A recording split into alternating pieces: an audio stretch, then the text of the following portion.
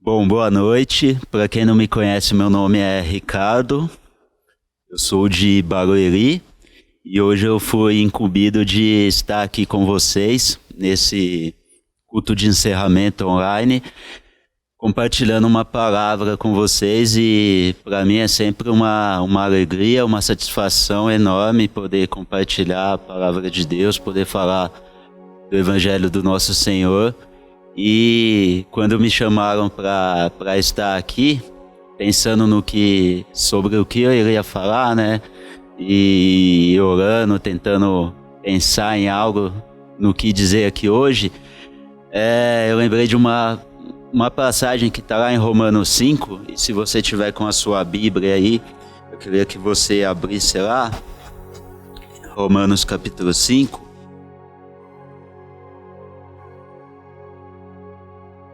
E enquanto você acha aí, Romanos 5, a gente vai ver do verso 1 ao 11. Eu queria ir falando por que eu pensei em falar isso, né? Qual que foi a minha inspiração, o que Deus tratou comigo para eu trazer isso aqui e conversar com vocês isso hoje, né? Se você é uma pessoa e não estava congelada em 2020, você sabe o caos que foi esse ano, né? Tudo que aconteceu, e então não preciso explicar muito, falar sobre a pandemia, falar sobre coronavírus e tudo mais.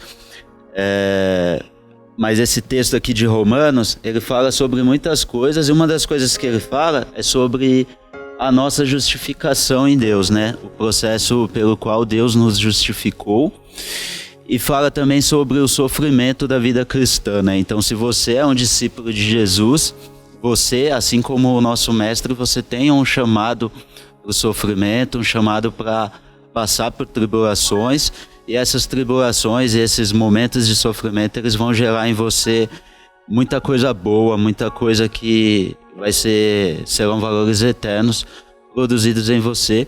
E é sobre isso que eu quero falar hoje, sobre a justificação e sobre o sofrimento na vida cristã, né? O que ele produz para nós. A ideia aqui é ser bem rápido, então eu não vou me aprofundar em muita coisa. A gente vai ler alguns versículos e falar algumas coisas de maneira bem breve e rápida. Romanos 5, verso 1, lê comigo aí. Diz assim: portanto, justificados pela fé, temos paz com Deus por meio de nosso Senhor Jesus Cristo, por intermédio de quem obtivemos também acesso pela fé a esta graça na qual estamos firmes e nos gloriamos na esperança da glória de Deus. E não somente isso, mas também nos gloriamos nas tribulações, sabendo que a tribulação produz perseverança. A perseverança, a aprovação, e a aprovação, a esperança.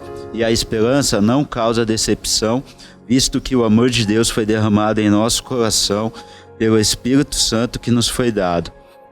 Então eu oro para que o Senhor nos faça entender um pouco mais da sua palavra agora, e que Ele ilumine o seu entendimento, o seu coração, para que isso caia em terra fértil, para que você possa desfrutar das verdades da palavra de Deus que a gente vai ver aqui agora, né? Aqui hoje. Então no verso 1, está falando sobre a justificação. Portanto, justificados pela fé, temos paz com Deus. Justificação, o que é a justificação? Tem gente que confunde justificação com a santificação. A santificação é um processo que acontece na nossa vida, que começa lá no começo da sua salvação, quando Jesus aparece para você e você diz sim ao chamado do Evangelho, e vai durar a sua vida toda. Durante toda a sua vida cristã, você vai ter que desenvolver a sua salvação. A justificação não, ela se dá em um único momento da vida. A justificação, ela acontece de uma só vez, e ela acontece como? Pela fé.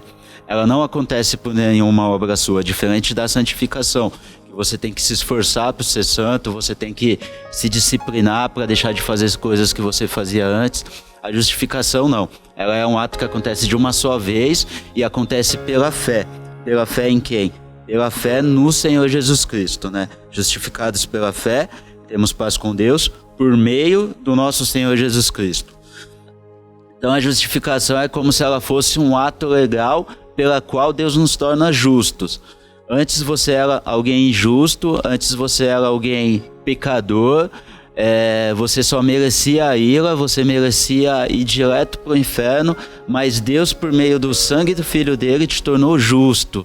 Deus, ele apagou toda a escrita de dívida que tinha sobre você, e hoje você é alguém declarado justo. Por isso que tem aquele verso que diz: nenhuma condenação há para aqueles que estão em Cristo Jesus.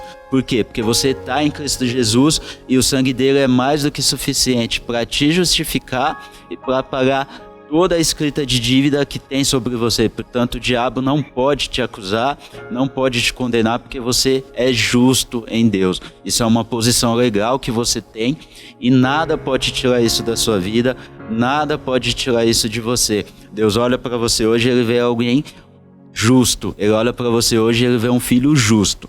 Então o verso 1 está falando disso aí. Justificados pela fé. E aí no decorrer desse texto, até mais ou menos o verso 11, ele vai falar sobre alguns benefícios, vamos dizer assim, alguns frutos da nossa justificação pela fé. Lembrando sempre, tenha sempre em mente isso, a justificação ela é pela fé. Você não fez nada para merecer o sangue de Jesus, foi um amor doador. Deus ele decidiu entregar o seu filho por você para que você se tornasse justo. Romanos 5, verso 2. Verso 1, aliás. Justificado pela fé, temos paz com Deus. Então, hoje, por conta da sua justificação pela fé, você tem paz com Deus. E essa paz é um resultado do sacrifício de Jesus. Você antes era rebelde, você antes era um filho da ira, só que Deus se reconciliou com você. Por quê? Por meio do sacrifício do seu filho. Toda a ira, todo o juízo de Deus que pairava sobre nós,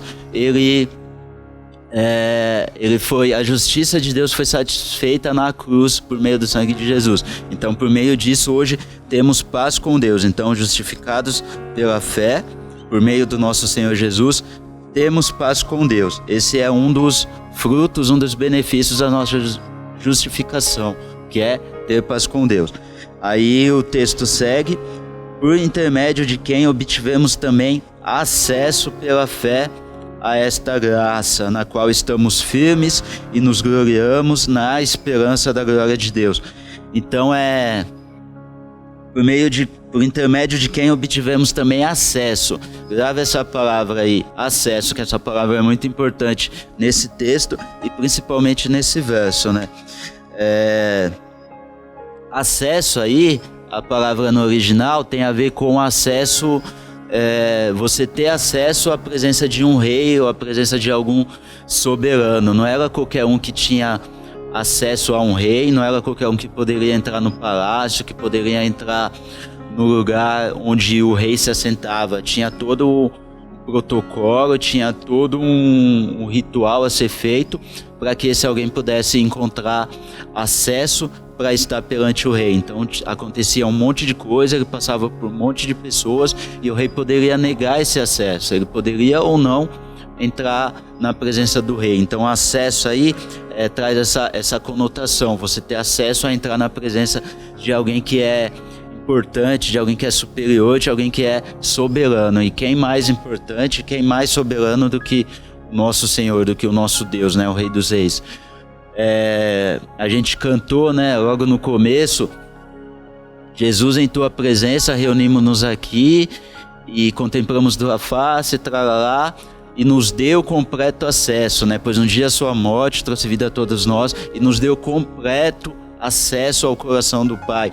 Então antes havia um véu, mas no momento que Jesus morreu, no momento que o sangue de Jesus verteu e foi derramado naquela cruz, esse véu, que era um véu espesso, um véu bem grosso, uma cortina enorme, ele foi rasgado do teto ao chão, ou do chão ao teto. Esse véu foi rasgado e esse véu nos deu acesso à presença do Pai. Antes só um sacerdote poderia entrar na presença de Deus e poderia fazer isso uma vez ao ano. Hoje todos nós podemos entrar na presença do Senhor, todos nós temos livre acesso à presença desse Pai. Nós nos tornamos filho, assim como Jesus, o filho primogênito, é filho, nós nos tornamos filhos de Deus. E temos esse chamado de sermos a imagem e semelhança do nosso irmão mais velho, do nosso primogênito, né, Jesus. Então nós temos livre acesso à presença de Deus, e isso é algo muito tremendo, isso é algo muito importante, né? A gente cantou também ao Deus eterno, imortal, invisível, mas real, esse Deus que é grande, esse Deus que é tremendo, e a gente tem livre acesso a Ele. O tempo que a gente quiser, você pode estar na sua casa, pode estar no seu trabalho, na rua, na escola, pode ser de manhã, pode ser à noite. Você pode estar alegre, você pode estar triste, você pode estar como for, você pode entrar na presença desse Deus, você pode ter livre acesso, você pode clamar: papai, estou aqui, e derramar o seu coração perante Ele, e levar as suas súplicas perante Ele, e falar aquilo que te deixado ansioso, aquilo que te tem te deixado aflito. Você pode adorá-lo também, você pode render ações de graça, você pode cantar, falar o quanto Ele é grande, o quanto Ele é bom, o quanto Ele é perfeito, o quanto Ele tem sido fiel para você o tempo todo. Não tem mais não tem um horário, não tem um dia, não tem um local. Você pode fechar o seu olho, você pode se retirar para algum lugar e falar com esse Deus que é grande, falar com esse Deus que é o teu Pai, porque hoje você é um filho por meio da justificação. Justificados, pois, pela fé, temos paz com Deus por meio do nosso Senhor Jesus Cristo, e também temos livre acesso pela fé a esta graça, e sobre esta graça na qual estamos firmes e nos gloriamos na esperança da glória de Deus. Então Paulo vai falar bastante no decorrer desse texto, vai usar essa expressão, e nos gloriamos, e a primeira está aqui, né? E nos gloriamos na esperança da glória de Deus. Então o crente, ele tem uma esperança, e é uma esperança firme, é uma esperança em algo que vai acontecer, é uma esperança em um fato, na esperança da glória de Deus. Todo cristão, ele caminha, ele ruma para um lugar, ele ruma para uma cidade que tem fundamentos, para uma cidade que vai descer do céu, a glória do Senhor vai encher essa terra, vão vir novos céus e nova terra. Então a gente tem essa esperança da glória de Deus, e nós estamos firmes nisso. Esse é um dos frutos da nossa justificação. Aí o texto continua aí no verso 3, e não somente isto, mas também nos gloriamos nas tribulações, sabendo que a tribulação produz perseverança.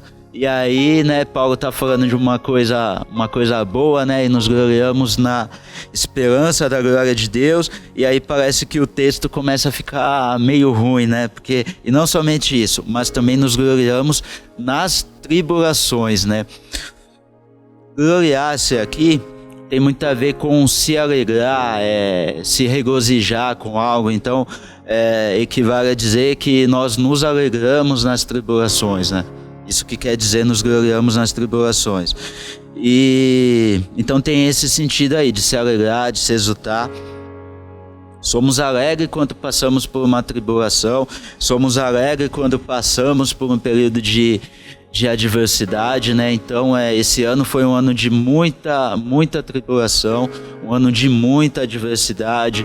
Nós perdemos muita coisa, né? Perdemos pessoas, alguns aí perderam familiares, parentes, amigos próximos, alguns perderam trabalhos, perdemos ou tivemos que abrir mão de bens, de um carro, de uma casa, enfim, perdemos muita coisa.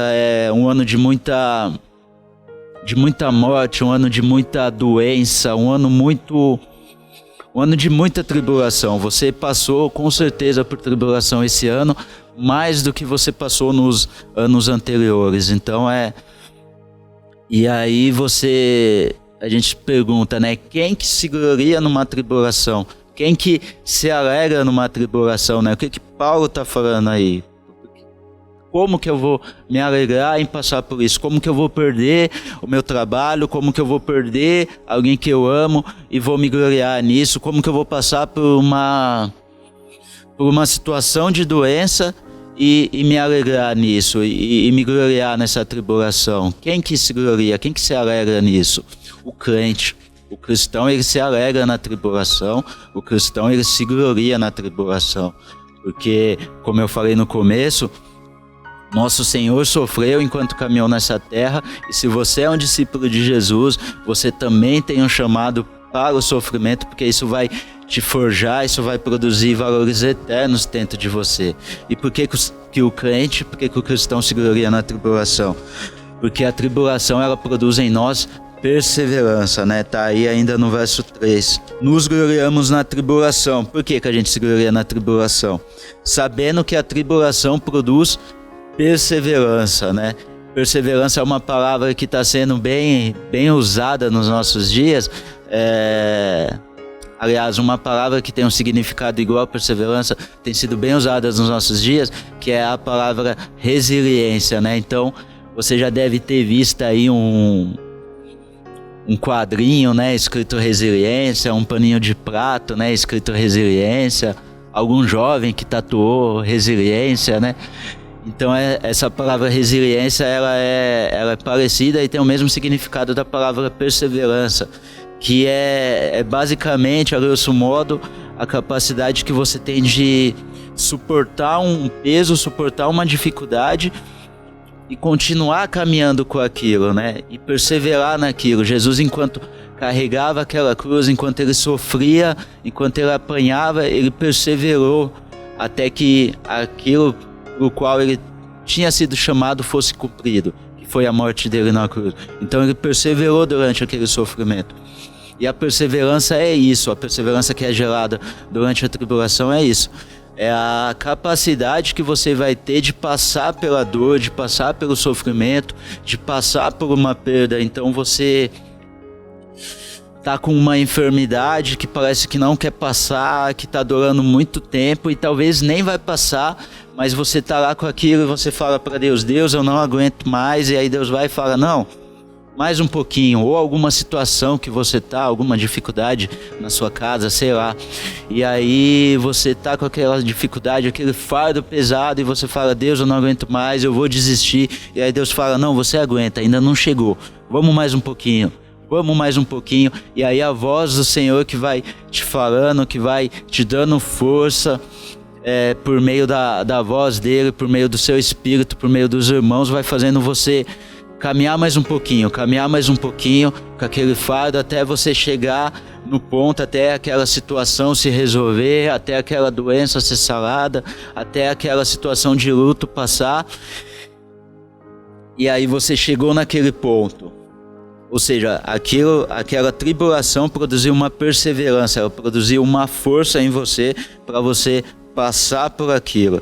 Então isso é perseverança. Deus, ele não vai te dar algo maior do que você possa suportar. Por mais que no momento você ache que aquilo é insuportável, por mais que no momento você ache que aquilo dói demais, que não tem como, você persevera, Deus não vai te dar algo maior do que você pode suportar. Ele sabe aquilo que você tem capacidade, e essa situação é para te puxar, é para te levar num extremo, é para te levar a um limite mesmo. E aí você passa por aquela situação, você perseverou, e aí o verso 4 diz assim, e a perseverança, a aprovação, ou a experiência, dependendo da tradução da sua Bíblia. Então, a tribulação te produziu perseverança, né? Sabendo que a tribulação produz perseverança, e a perseverança produz o quê?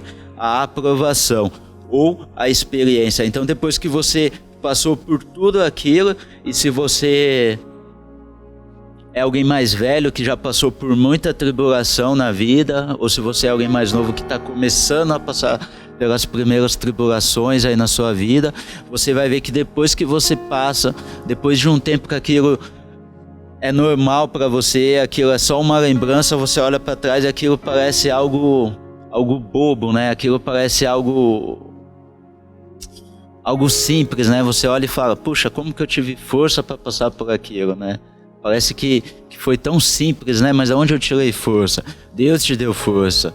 Ele que é o Deus que te justifica por meio do seu Filho, Ele está ali do seu lado te dando força para você passar por tudo isso. Então isso gera uma experiência em você. E aí quando você vê alguém passando por aquilo pelo qual você passou, você olha e sabe nada. Isso aí eu já passei há muito tempo e tirei de letra. Então aquela perseverança que foi gerada por meio da tribulação, produziu uma experiência, produziu uma aprovação. E aí você tem um portfólio, me fugiu a palavra aqui, você tem tipo um portfólio para você ter uma experiência para ajudar aquele que está passando por aquilo pelo qual você já passou em alguma situação, em alguma circunstância passada. Então, a tribulação ela produz a perseverança ela produz a aprovação ou a experiência. E a experiência, ela produz a esperança. No verso 2, né, Paulo falou, e nos gloriamos na esperança da glória de Deus. E aqui ele vai falar de novo, né? Experiência ou a aprovação, ela produz a esperança, né? E a esperança aqui, ela...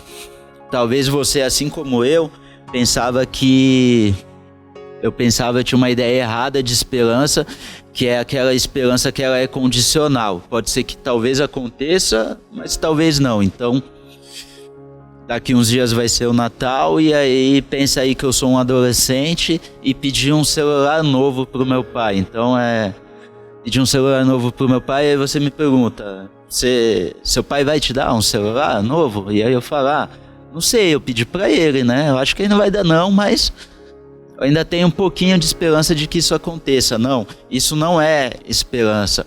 A esperança cristã, a esperança do crente, ela é uma esperança real, ela é uma esperança num fato, em algo que vai acontecer. Não tem a possibilidade de não acontecer. É uma esperança de você esperar que aquilo vai acontecer. É só uma questão de tempo para que aquilo aconteça. Então, o noivo está lá no altar no dia do casamento dele, e aí ele viu a noiva chegando no carro lá no fundo. Ele ainda não viu a noiva, mas ele olha pelo vidro do carro e ele vê a sombra dela. Então ele sabe que ele está ali, ele sabe que a noiva está lá, e ele tem esperança que a noiva dele vai entrar por aquele caminho para se casar com ele. Por que ele tem essa esperança? Porque é um fato.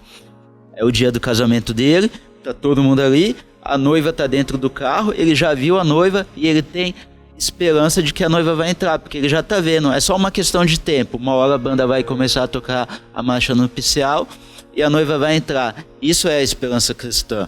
Ela não é baseada num talvez aconteça, talvez não. Não, a esperança cristã, ela é baseada num fato, ela é baseada numa certeza. Nós esperamos novos céus e nova terra. O crente ele tem que viver com a esperança no dia do Senhor. A gente vive aguardando o dia, a volta do nosso Senhor, que vai voltar outra vez, que vai restaurar céus e terra, que vai fazer tudo novo, teremos corpos glorificados, vamos habitar em um novo lugar, tudo isso vai ser desfeito, toda essa dor, todo esse sofrimento, não haverá mais pecado, não haverá mais doença, não haverá mais maldade, fome, injustiça. O crente ele vive pautado nessa esperança, e não é uma esperança no si, talvez, esse cara falou que vai voltar, mas não sei. Não, é uma esperança no fato. A esperança na Bíblia, ela tem a ver com um fato, é esperar, você está esperando, é só uma questão de tempo para que isso aconteça. E no verso 5, Paulo explica isso, ele fala, e a esperança não causa decepção. Em algumas traduções trazem, a esperança não traz confusão, então não tem confusão, não tem decepção. Não é o celular que você está esperando, talvez eu ganhe, talvez não, e a esperança te causou decepção. Não, a esperança não causa decepção, visto que, no verso 5 ainda, o amor de Deus foi derramado em nosso coração pelo Espírito Santo que nos foi dado. A esperança não causa decepção, por quê? Visto que o amor de Deus foi derramado em nosso coração pelo Espírito Santo que está em você, que foi derramado sobre você, que foi dado para você esse Espírito Santo. E aí, do verso 6 ao verso 11, vou ler bem rápido.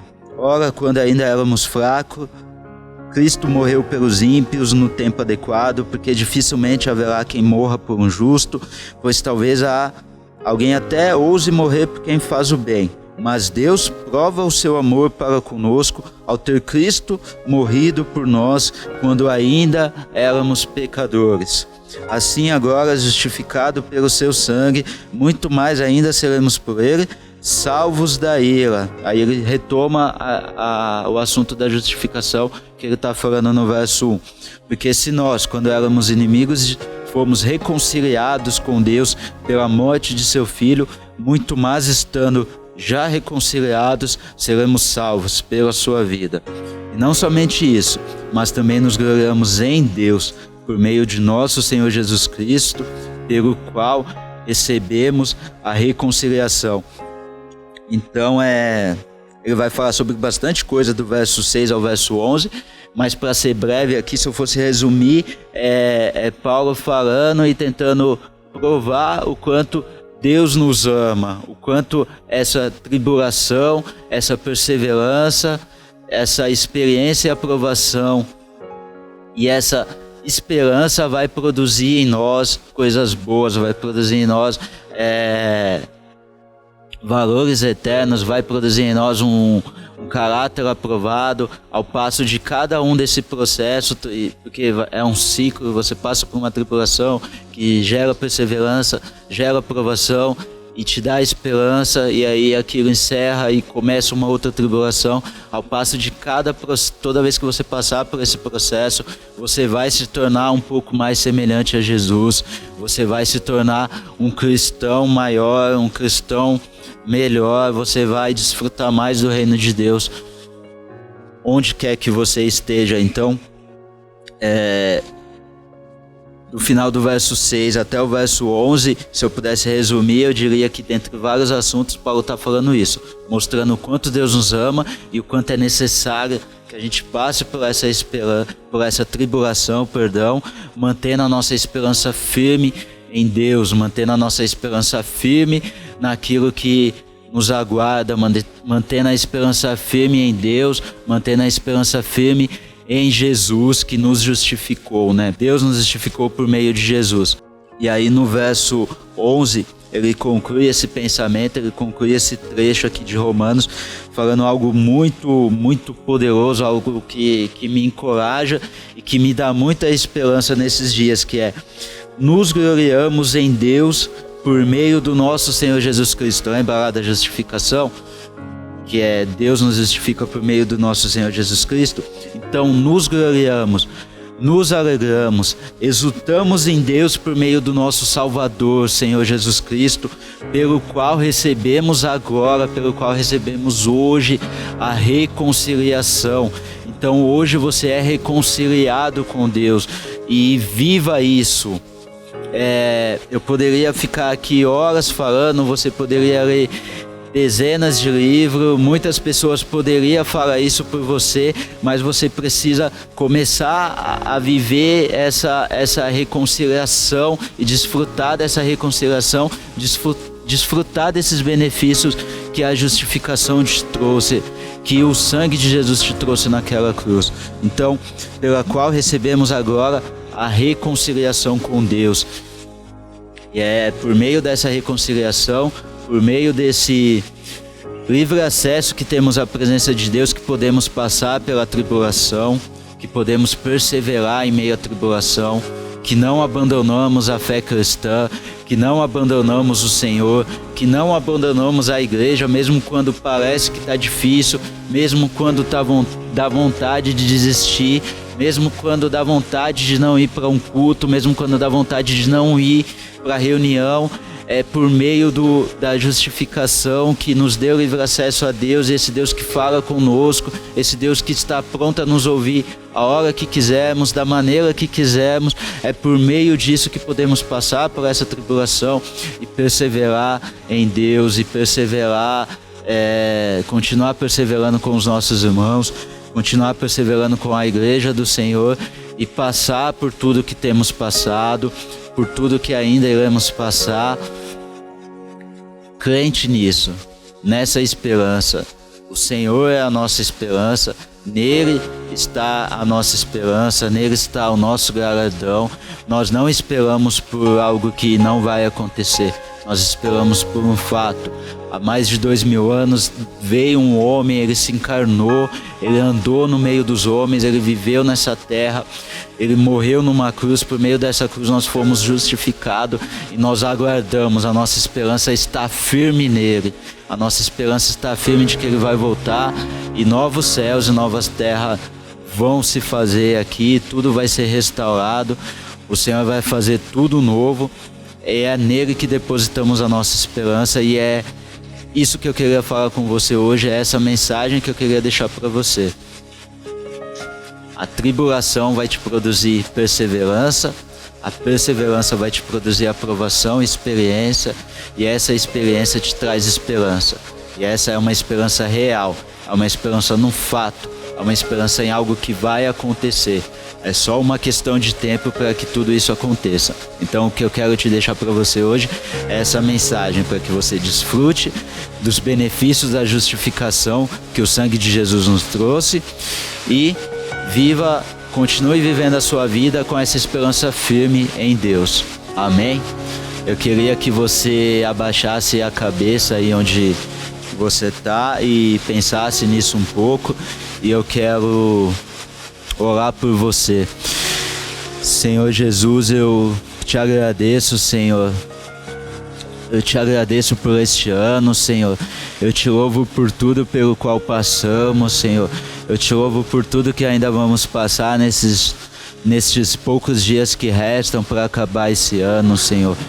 Te damos graça por isso, Senhor. Te damos graça por este ano, que o Senhor esteve ao nosso lado, que o Senhor cuidou de nós, que o Senhor nos fez crescer em perseverança, que o Senhor esteve ao nosso lado quando passamos por cada tribulação, que o Senhor esteve ao nosso lado nos gerando perseverança, nos gerando aprovação e experiência e nos dando esperança, Senhor. A nossa esperança permanece firme em Ti, Senhor.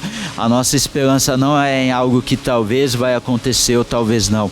A nossa esperança é num fato, Senhor. A nossa esperança é num fato, e esse fato é a vinda do nosso Senhor Jesus. A nossa esperança é na Tua glória, Senhor, que vai encher todo o céu e toda a terra, Senhor. Em Ti esperamos, Senhor. Por Ti esperamos ansiosamente, dia após dia, Senhor. Obrigado por este ano, Senhor. Em nome de Jesus, amém.